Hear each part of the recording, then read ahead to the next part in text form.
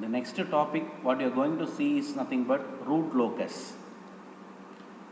The root locus techniques was introduced by W.R. Evans in 1948 for the analysis of control systems.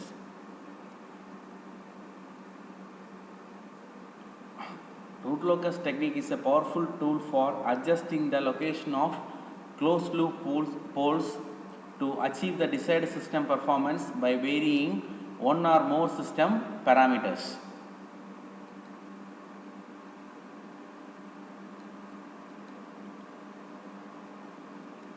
Now, consider the open loop transfer function of a system. G of s is equal to k divided by s into s plus p1 into s plus p2. The closed loop transfer function of the system is with unity feedback is given by C of s divided by R of s is equal to G of s divided by 1 plus G of s. Actually H of s will be coming, since it is unity feedback, its value is 1. So what they are given is nothing but the open loop transfer function G of s. What is G of s? G of s is nothing but k divided by s into s plus p1 into s plus p2. Now we are going to find the closed loop transfer function. So we are getting k divided by s into s plus p1 into s plus p2 plus k. The denominator polynomial of C of s by R of s is called the characteristic equation of the system. So the characteristic equation is given by s into s plus p1 into s plus p2 plus k is equal to 0. The roots of the characteristic equation is a function of open loop gain k. So these roots are the function of open loop gain k. So when the gain k is varied from 0 to infinity, the roots of the characteristic equation will have or will take different values. So the first point is the roots of the characteristic equation is a function of open loop gain k, and when this gain k is varied from 0 to infinity, the roots of the characteristic equation will take different values. So when k is equal to 0, the roots are given by the open loop poles. When k is equal to infinity, the root will take the value of open loop zeros. Now we are going to study what is root locus. The path taken by the roots of characteristic equation when open loop gain k is varied from 0 to infinity is called root locus. It's a very important 2-mark question. Root locus. What is root locus? Root locus is nothing but the path taken by the roots of characteristic equation when the open loop gain k is varied from 0 to infinity. So it is something called root locus.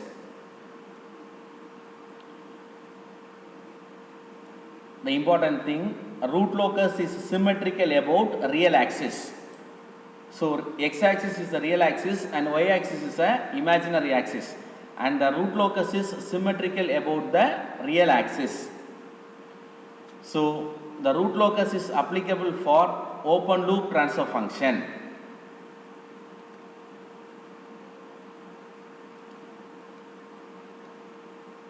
Now I am going to explain the procedure for drawing the root locus. The first step in finding the root locus is to find the number of poles and zeros. First step is we have to find the number of poles and zeros present in the equation. Then second step is we have to find the number of root loci. So the poles is number of poles is equal to number of separate root loci. So what is the first step? First step is to find the number of poles and zeros, and second step is nothing but finding the separate root loci. So number of poles is equal to number of separate root locus. So you know we will be representing poles by p and zeros by z. So z is nothing but number of separate root loci.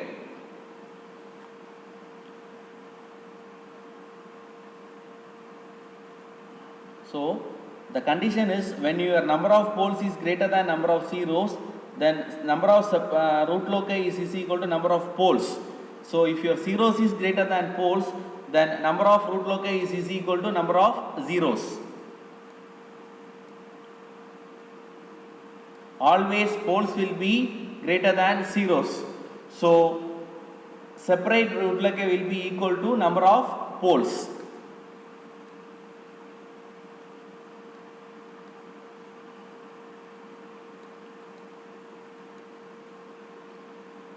So then we have to find the starting and ending point of root locus. Which one is the starting point of root locus and which one is the ending point of root locus. So the root locus starts from poles and the root locus ends at zeros.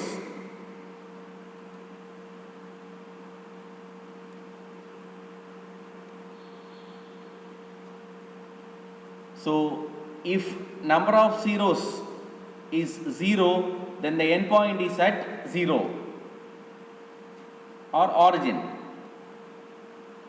Asymptotes. So number of asymptotes is equal to poles minus zeros. So in the first step itself we will be finding the number of poles and zeros. From that we can find the number of asymptotes. Number of asymptote is nothing but P minus Z. P is nothing but number of pole and Z is nothing but the number of zeros. Now then we are going to find the centroid.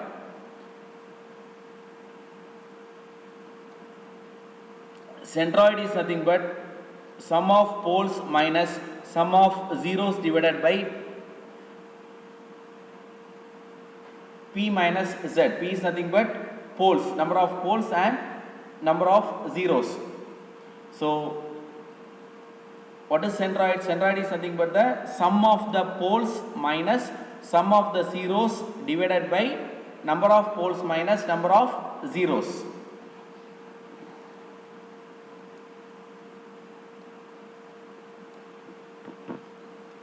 When the asymptote is 0 or 1, then the plot will be circular one or semicircular one. Okay. So we will be calculating the number of asymptote, and if you are getting the number of asymptote value as 0 or 1, then the plot will be circular or semicircular. So in such cases there is no need to calculate centroid. But if you are having a circular plot, then you will be having breakaway point and break-in point.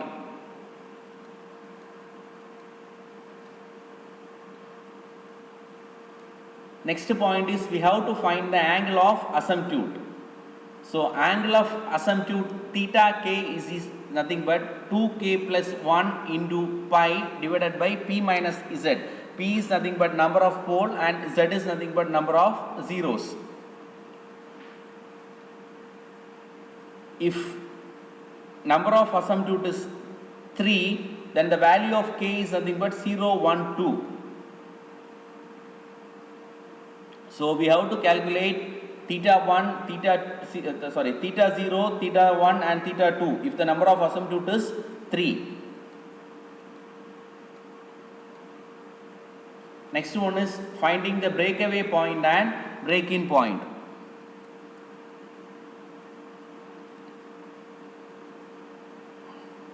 So first for breakaway point, first you have to consider the characteristic equation. That is nothing but the denominator of your closed loop transfer function. Okay. So we have to write the characteristic equation by keeping only k on the left hand side and all the others you have to take the right hand side. So differentiate k with respect to s and equate it to 0. Solve if quadratic equation directly and you find the roots. Locate the roots on the s plane along with the poles. Okay. So if you are having complex poles, then you will be having breakaway point, and if you are having complex zeros, then you will be having break-in point.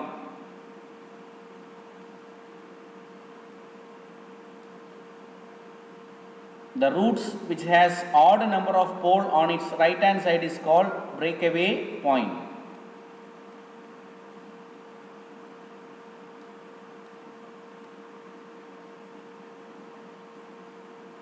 If the number of poles are adjacent to each other, the pole at origin terminates at symbol zeros and remaining poles moves to infinity with the angle of asymptote. So no need to find the breakaway point.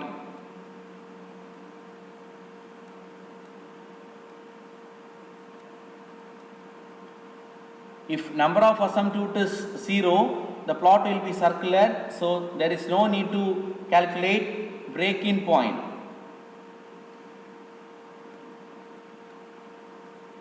The root which is having even number of poles on its right hand side is called break-in point. Next one is finding the point of intersection on imaginary axis. Find the value of k from the characteristic equation using Routh array. From auxiliary equation, find the roots on imaginary axis. If k is negative, the roots are real. No intersection on imaginary axis. Next one is we have to find angle of departure. So angle of departure at pole P is equal to P1 is nothing but 180 minus summation of delta P plus summation of theta, 180 degree minus summation of theta P plus summation of theta Z.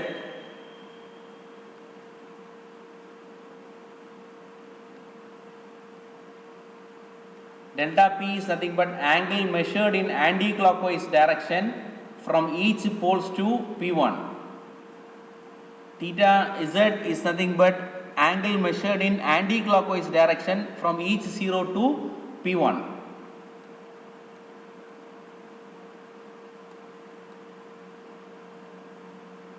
So this is the angle measurement for angle of departure. So by using pro circle, we have to draw the angles.